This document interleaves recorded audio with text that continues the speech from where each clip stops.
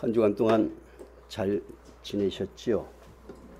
어디 한 주간 동안 박수 많이 치셨어요?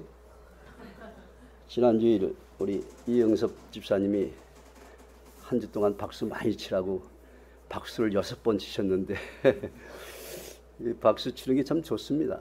요새 뭐 건강백 박수라고 해서 이제 우리는 뭐 이것밖에 모르는데 박수 종류가 굉장히 많더라고요. 그래서 뭐 손바닥 박수, 뭐 주먹 박수, 뭐 손가락 박수, 뭐 끼기 박수, 뭐 봉오리 박수, 뭐 이렇게 한 10가지 되는 것 같더라고요.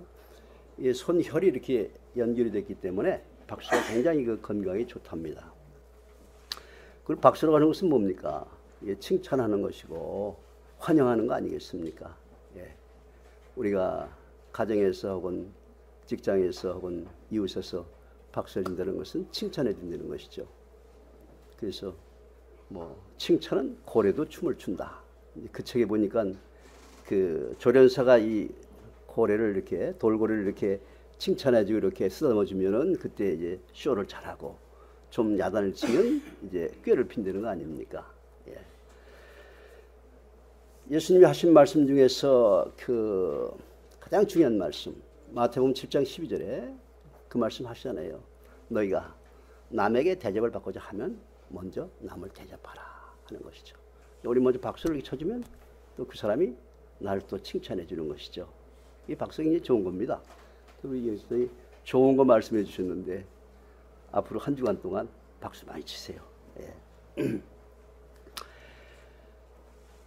신약성경 27권 속에서 이 복음서는 한마디로 예수님의 말씀과 사역에 대한 기록입니다.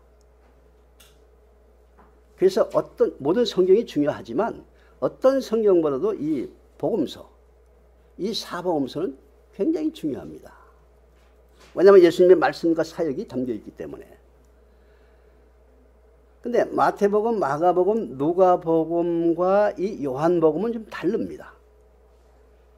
흔히 마태복음, 마가복음, 누가복음을 공간복음이라고 얘기합니다.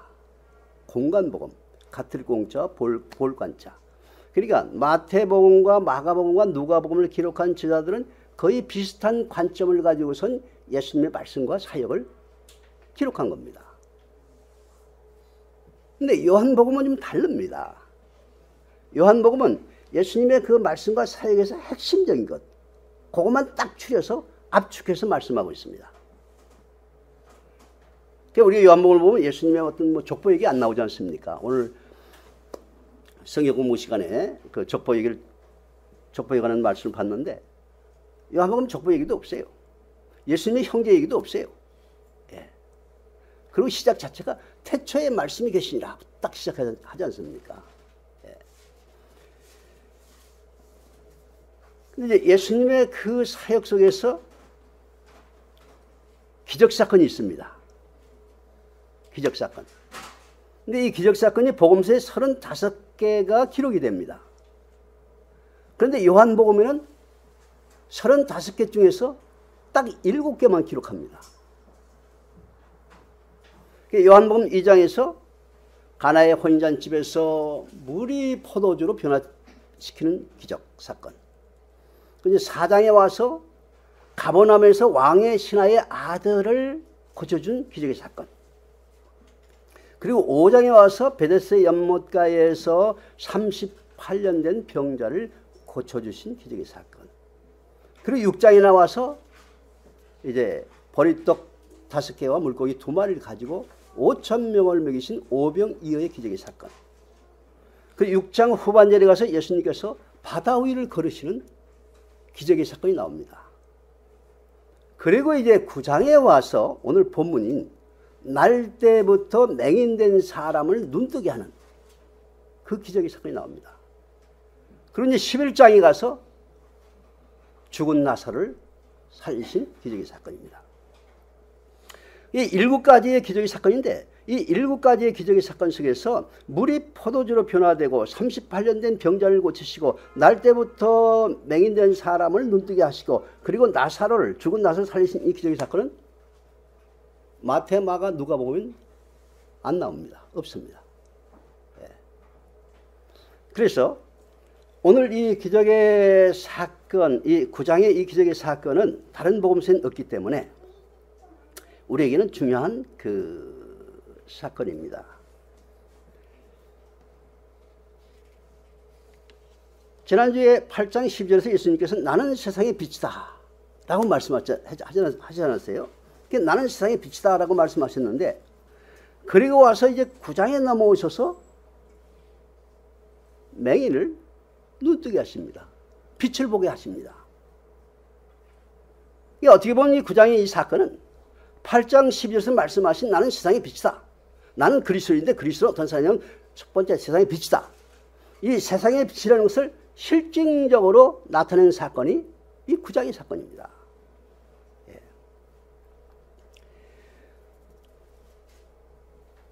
그래서 이 9장의 사건이 날 때부터 소경 맹인된 사람을 눈뜨게 한 이 놀라운 기적의 사건, 이것을 요한복음에서는 표적이라고 합니다. 표적. 기적적인 표시라는 겁니다. 근데 마태복음, 마가복음, 누가복음은 예수님께서 그렇게 기적의 사건을 행하셨는데 그냥 예수님이 그런 일을 행하셨다라고 하지, 그 행하신 것을 갖다가 뭐 기적이나 표적이라는 말로 표현되고 있지 않습니다. 근데 요한복음에서는 표적이라고 말합니다. 근데 17번 요한복음에 표적이라는 말이 나옵니다. 근데 이 표적이라고 하는 단어는 헬라 문화에서, 그 당시 헬라 문화를 본다고 할 땐 헬라의 그 그리스에는 신종교가 참 많았지 않습니까? 그래서 신이 인간에게 신이라고 하는 것을 확실하게 보여주는 증표라고 하는 의미를 갖습니다. 그렇기 때문에 요한복음이 말씀하신 이 표적이라고 하는 것, 이 기적의 사건이라고 하는 것은 결국 예수님이 행하신 것은, 예수님은 하나님의 아들이시다, 예수님은 그리스도시다, 예수님은 신성의 존재이시다 하는 것을 말씀을 하는 겁니다. 예. 오늘 이제 이 9장의 말씀은 크게 세 단락으로 나눠집니다. 1절부터 12절은 뭐냐면, 날 때부터 맹인된 사람이 예수님을 만나고 기적적으로 눈을 떠서 환한 세상을 보는 그 장면입니다. 그리고 13절부터 34절에는 그것을 가지고선 바리새인들이 그 변론을 하는 겁니다. 책 잡을 것을 찾는 것입니다. 그리고 이제 35절부터 41절은 예수님이 그 맹인됐던 사람을 만나서 그에게 소망의 메시지를 주고, 그리고 바리새인들에게 너희들은 눈을 떴지만 눈을 감은 자다, 너희들이 바로 맹인이다 하는 무서운 경고의 말씀을 주는 것이 35절부터 41절입니다.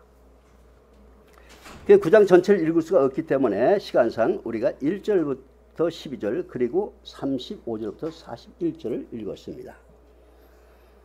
자, 오늘 1절에서 예수께서 길을 가실 때 날 때부터 맹인된 사람을 보신지라 라고 말씀이 되고 있습니다. 근데 개역 성경을 가지신 분은 그게 소경이라고 나오고, 개역 성경을 갖고 계신 분은 맹인이라고 나옵니다. 그리고 우리말 성경이나 회복력을 보면 눈먼 사람이라고 나옵니다. 그래서 어떤 말이 적절한 용어가 될까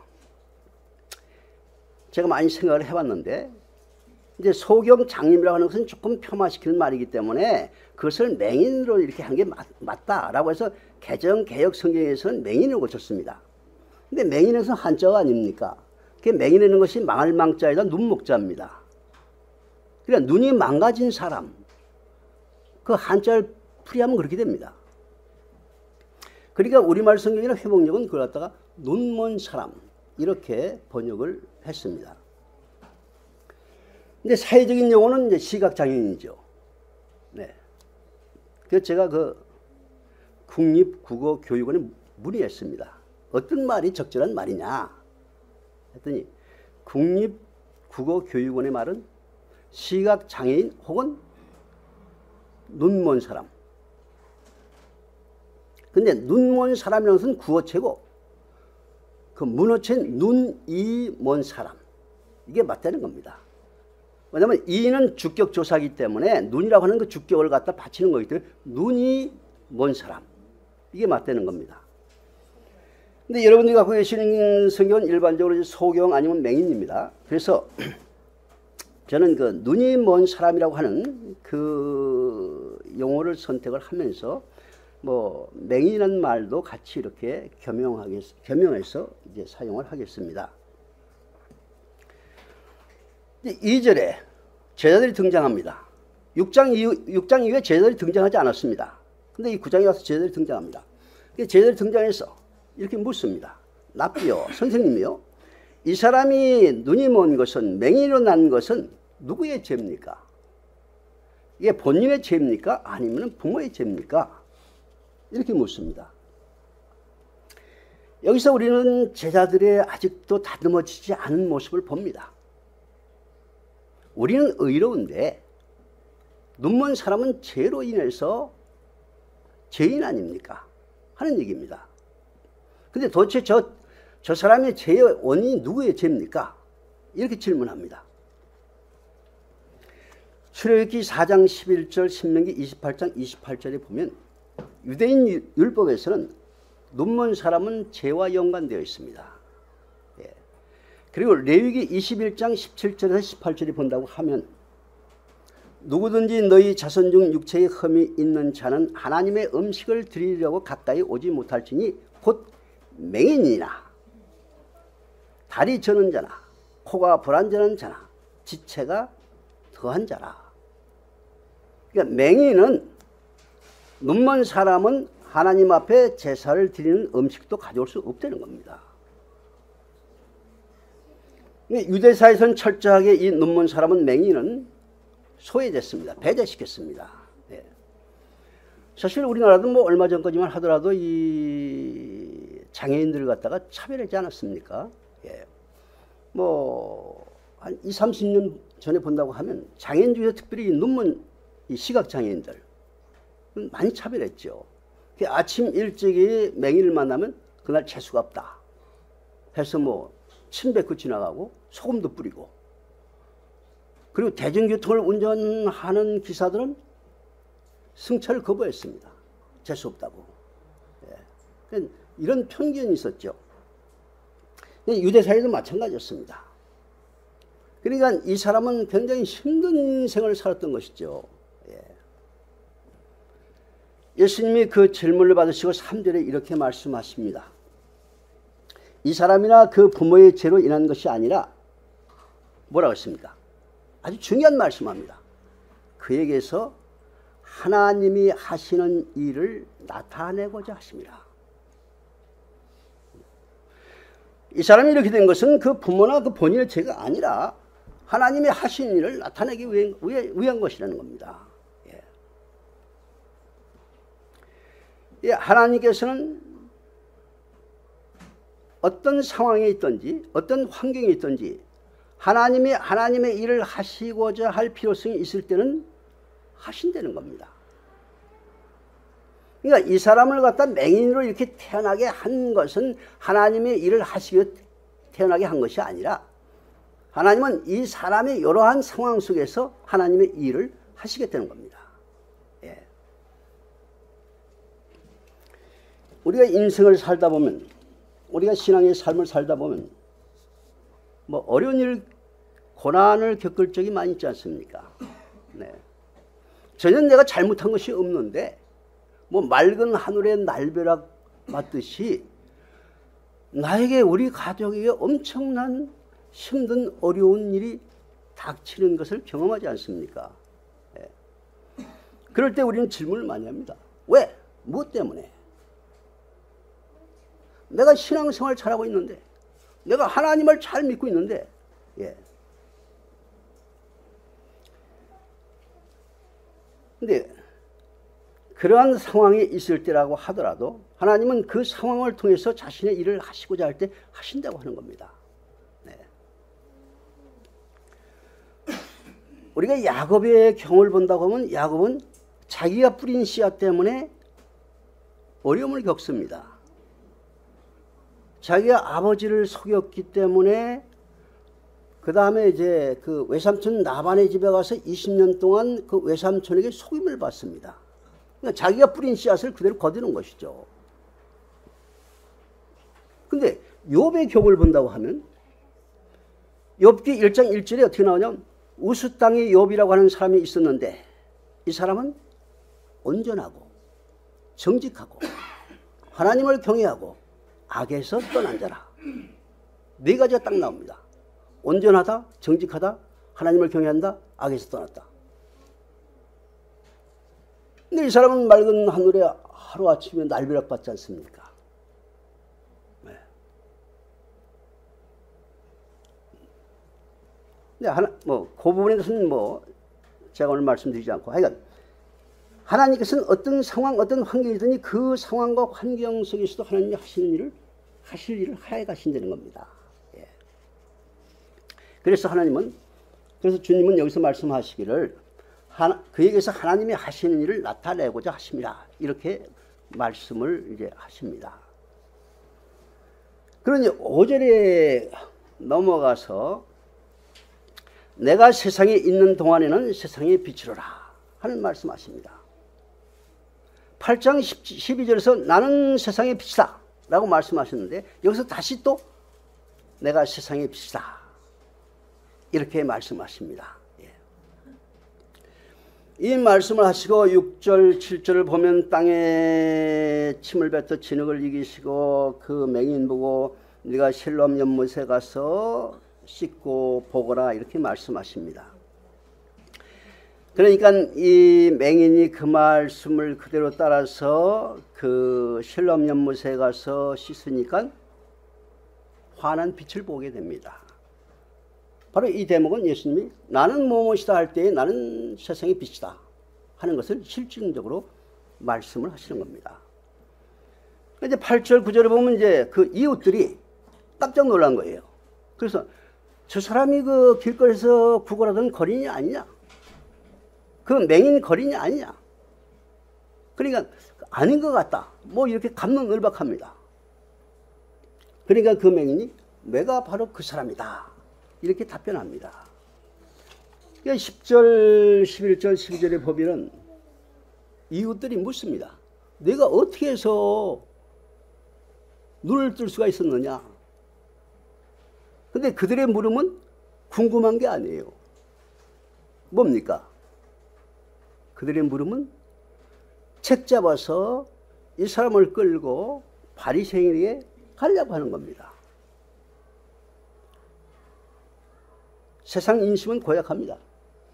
박수를 쳐줘야 되는데 박수를 치는 것이 아니라 사치 논을 사면 배가 아프다고 박수를 치는 게 아니라 책 잡을 걸 지금 찾는 겁니다. 네. 그래서 이 사람이 예수라고 하는 사람이 나에게 눈을 뜨겠다고 말을 합니다. 그러나 하여간 그 이웃들은 이제 13절부터 34절까지를 간략하게 말씀을 드리면 여하튼 그 이웃들은 그 사람을 데리고선 바리새인들이 갑니다. 그 바리새인들이 신문합니다. 이 사람은 원론적인 말만 답변합니다. 그러니까 이 사람을 제쳐놓고 그의 부모를 부릅니다. 근데 부모가 가서 뭐라고 합니까? 이미 바리새인들이 예수를 그리스도라고 시인하는 사람은 출교하기로 결정을 했기 때문에 부모들은 가서 그 애가 우리의 아들이고 그리고 맹인이었고 그런데 눈을 떴다. 그거는 사실이지만 어떻게 해서 눈을 떴는지 우리는 모른다.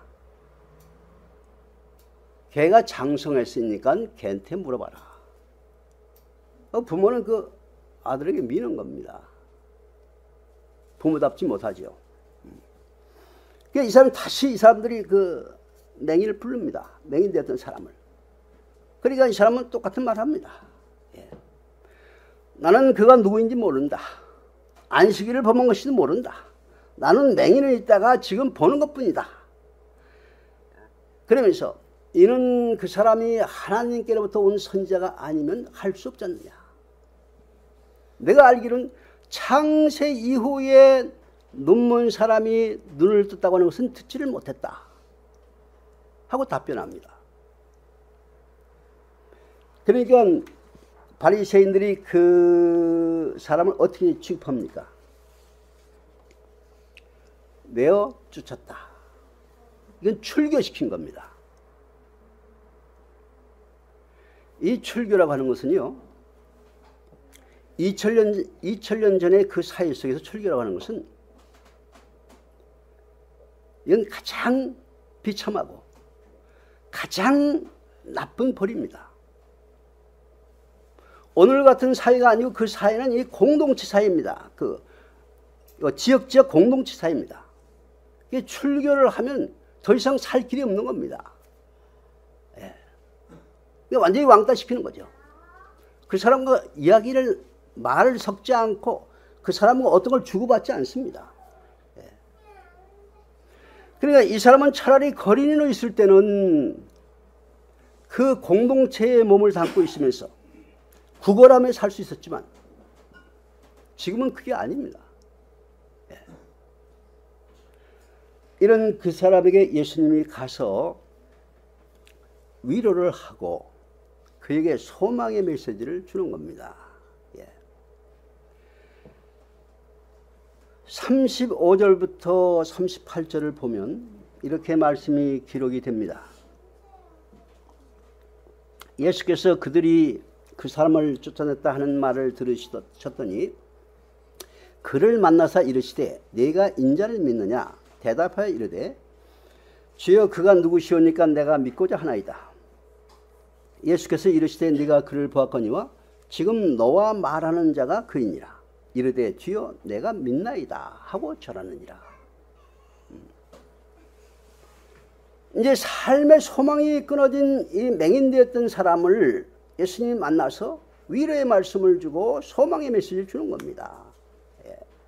그러니까 이 사람은 예수님의 그 말씀을 듣고서 38절에 자기 갈 길을 가는 것이 아니라 예수님 발 앞에 절하면서 주님 제가 믿습니다. 제가 믿나이다 하는 고백을 합니다. 이 사람의 고백은 위대한 고백입니다. 예. 그리스도인의 강력한 신앙 무기는 내가 경험한 것을 담대하게 고백하고 간증하는 것입니다. 내가 만났던 주님에 대해서 고백하고 간증한다는 것은 그리스도인들의 하나의 책무입니다. 의무입니다.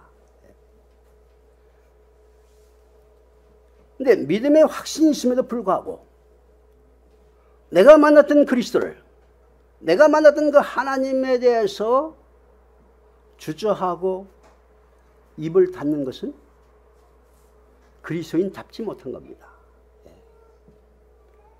우리의 신앙에는 중간이 없습니다. 중간이 없습니다. 우리에게는. 전부가 아니면 아무것도 아닙니다. all or nothing입니다. 그것은 고린도서 15장이 우리에게 명확하게 말씀하고 있습니다. 그리고 믿음은 언제나 현재 진행형이지 과거나 미래형이 아닙니다. 오늘 지금 내가 이 자리에서 이 순간에 하나님 앞에 어떻게 고백하느냐, 이것이 가장 중요한 겁니다.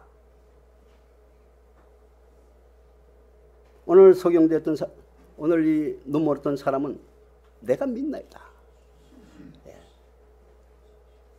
이 사람의 신앙 고백, 이건 위대한 겁니다. 언제나 내가 지금 이 자리에서 내가 믿나이다 하는 고백이 가장 중요합니다.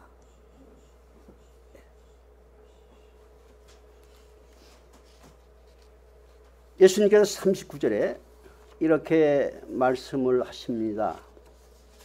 제가 39절, 40절, 41절은 여러분 그 주보에 기록된 그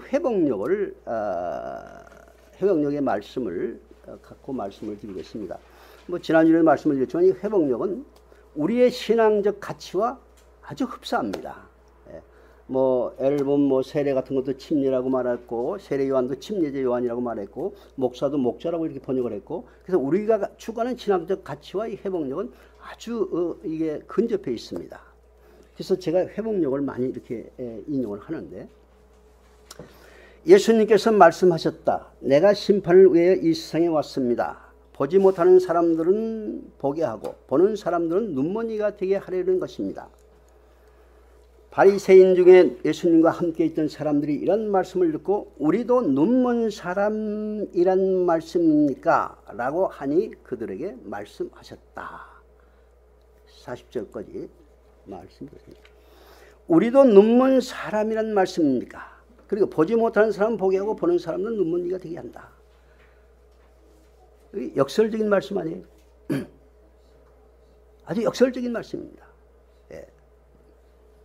종교적 자만심과 도덕적 오만함과 사회적 우월성을 갖고 있던 바리새인에게는 아리송한 말씀입니다. 보지 못하는 사람들은 보게 하고 보는 사람은 눈먼 사람이 되게 한다.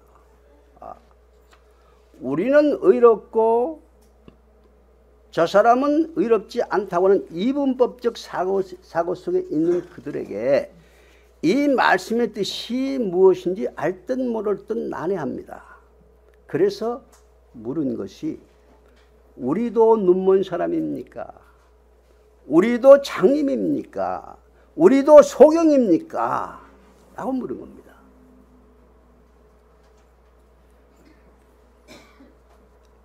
요한계시록 3장 17절 18절에 보면 그 라오디게아 교회에게 주신 경고의 말씀이 나옵니다. 이 라오디게아 그 도시는 그 제야곱이 이렇게 성행했던 곳이었습니다. 그 당시에. 그래서 이 3장 17절 18절에 보면 이렇게 말씀이 기록되어 있습니다. 내가 말하기를 나는 부자라 부유하여 부족한 것이 없다 하나 내 곤고한 것과 가련한 것과 가난한 것과 눈먼 것과 벌거벗은 것을 알지 못한다.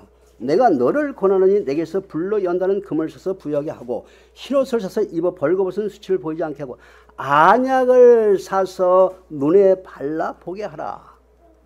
이렇게 말씀합니다. 지금 라오디게아는 이제 부유한 도시이기 때문에 사람들이 그 물질적으로 부유한 겁니다. 예. 그러한 사람들을 향해서 지금 너희가 이렇게 부유하다고 하는데 너희가 벌거벗은 네 자신을 봐야 된다 하면서 안약을 사서 눈에 발라 보게 하라 하는 겁니다. 이 말씀은 뭐냐면 그들이 영적으로 맹인이 되었기 때문에, 영적으로 소경이 되었기 때문에 너희들이 영적인 눈을 떠야 된다 하는 말씀이시죠. 오늘 이 본문의 말씀도 그 말씀이시죠.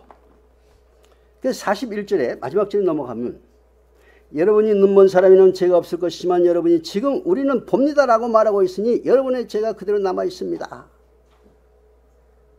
바리새인들의 질문에 예수님이 명확하게 답변하십니다. 여러분이 눈먼 사람이면 죄가 없을 것이지만 여러분이 지금 본다고 하니까 여러분의 죄가 그대로 있습니다. 역설적인 질문에 대한 역설적인 답변이십니다.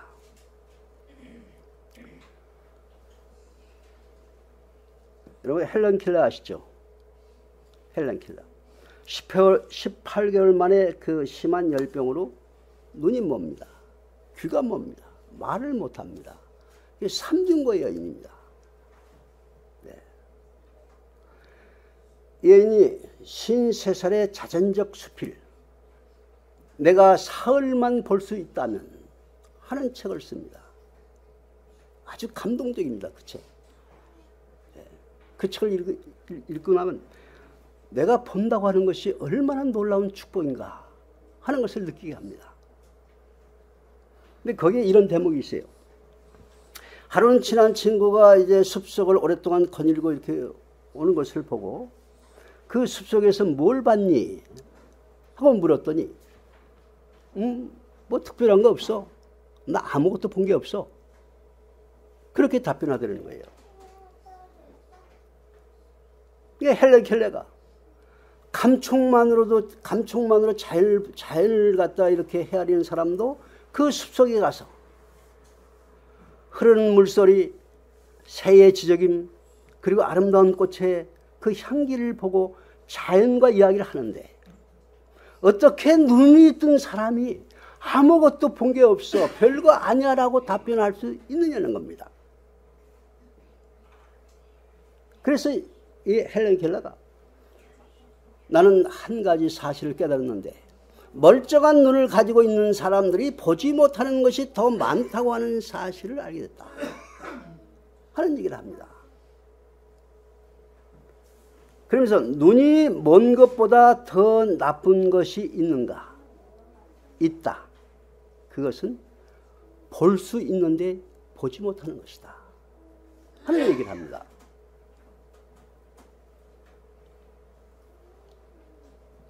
볼 수 있는데 보지 못하는 사람이 눈 먼 사람보다 더 나쁘다는 거예요.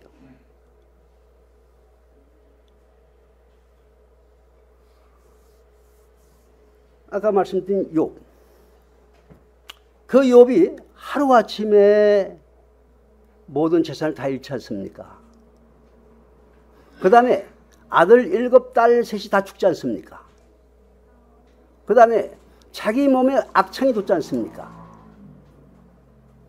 거기서 끝나지 않죠. 사랑하는 아내가 저주합니다. 차라리 당신 하나님을 욕하고 죽어라.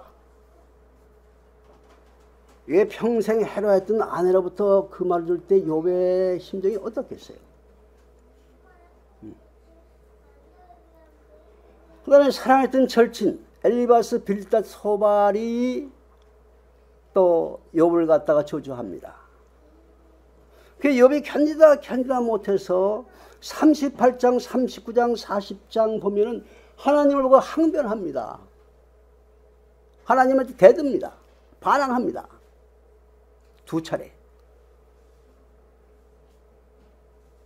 결국은 하나님으로부터 꾸지람을 듣고 하나님의 훈계의 말씀을 듣고선 깨닫게 됩니다. 그래서 42장 5절에 보면 욥기 이렇게 말씀이 기록됩니다.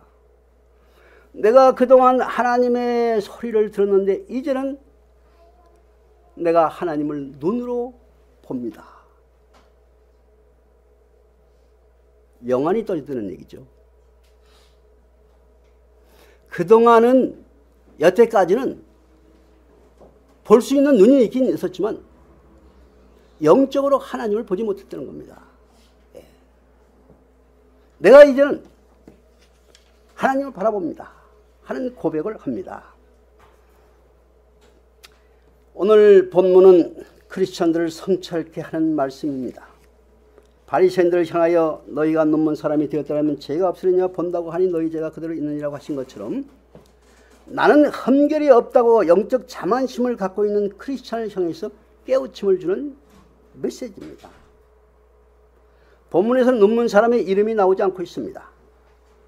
태어날 때부터 눈먼 어떤 사람이라고 하는 서술적인 형용사 문장이 나오는데 이것은 어떤 상징성과 대표성을 갖습니다.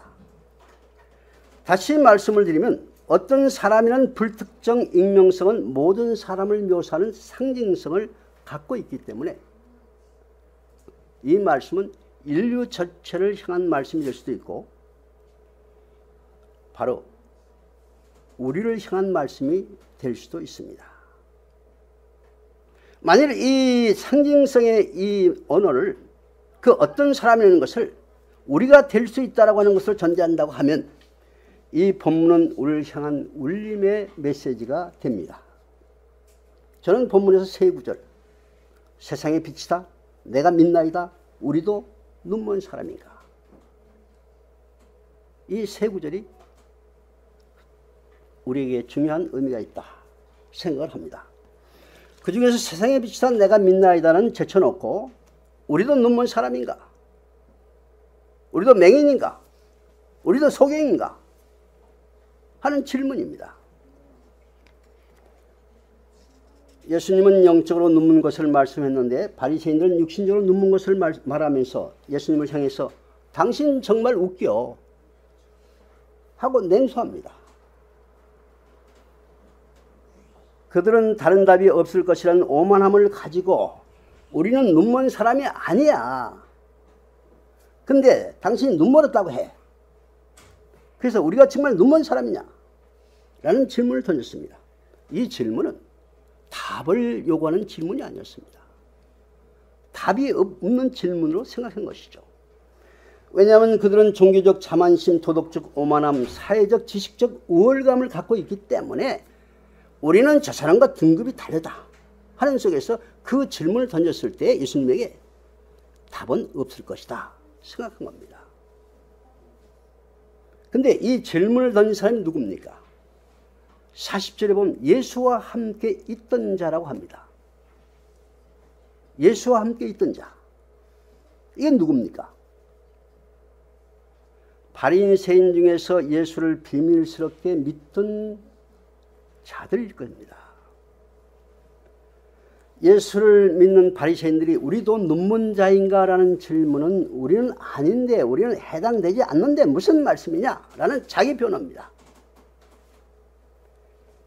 우리에게 시사하는 바가 대단히 큽니다. 예수와 항상 함께 있다고 자부하는 우리도 같은 질문을 던질 수 있습니다. 도덕적 흠결성과 영적 우월성을 주장하는 오만함에 취해 있다고 하면 이 말씀은 우리에게 주시는 메시지가 됩니다. 2절에서 제자들은, 40절에서 바리새인들은 우리는 눈먼 사람과 거리가 멉니다 라고 했습니다. 아까 우리 성경 공부에서 우리가 구별된 삶은 살되 배타적인 삶을 살아서는 안 된다 하는 말을 우리가 했는데, 정말 구별된 삶은 살지만 배타적인 삶을 사는 것은 나쁜 것이죠. 그런데 2절의 제자들이나 40절의 바리새인들은 배타적인 삶을 살고 있는 것이죠. 어찌 보면 이들의 이와 같은 태도는 우리 모두가 갖고 있는 차별적 편견적 자세일 수도 있습니다. 이와 같은 바리새인들, 그리고 이 시대 크리스천들 향해서 예수님께서는 강한 어조로 경고하십니다. 너희가 눈먼 사람이라면 죄가 없으리냐, 본다고 하니 너희 죄가 그대로 있느니라. 이 역설적인 말씀은 강력한 의미를 띠고 있습니다. 차라리 눈먼 사람이었다면 죄가 없지만은 보고 있기 때문에 너희 죄가 그대로 있다. 태어날 때부터 눈먼 사람은 치유될 수가 있습니다. 그러나 보기를 거절하는 사람은 치유될 수가 없습니다. 세상에 비친 그리스도의 참빛은 바리새인들을 눈물게 했습니다. 왜냐하면 그들은 의도적으로 그 참빛을 향해서 눈을 닫았습니다. 그래서 그들의 죄는 머물러 있었습니다. 그들은 자기 의로움에 취해 있었기 때문입니다. 그렇다면 오늘 이 말씀은 저와 여러분에게 어떤 의미가 있을까? 하나님이 이 말씀을 통해서 우리에게 어떤 메시지를 주시고 있을까?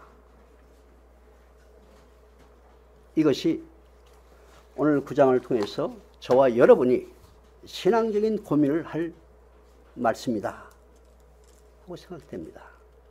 이 말씀이 저와 여러분에게 은혜가 되시기를 주님의 이름으로 권고드립니다.